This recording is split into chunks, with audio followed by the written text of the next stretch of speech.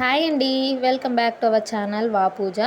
ఈరోజు మనం వీడియోలో కొత్తిమీర, కరివేపాకు, పుదీనా ఎలా స్టోర్ చేసుకోవాలో చూద్దాం. చాలా సింపుల్ అనమాట. మనం కడిగేసి ఆరబెట్టుకొని కూడా స్టోర్ చేసుకోవచ్చు. లేదా అంత టైం లేదనుకుంటే నీట్గా ఒలిచేసి బాక్సుల్లో పెట్టుకొని మనం యూజ్ చేసుకున్నప్పుడు కడుక్కోవచ్చు.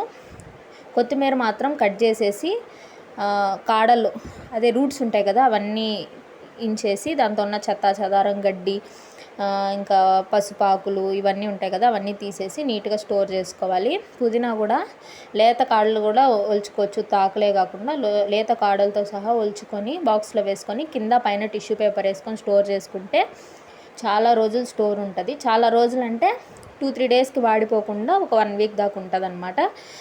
ఈ టిప్ మీకు నచ్చితే లైక్ చేసి సపోర్ట్ చేయండి. అండ్ మన ఛానల్ని ఎవరైనా ఫస్ట్ టైం చూస్తుంటే సబ్స్క్రైబ్ చేసుకోండి. And thank you so much for watching అండి. Bye bye.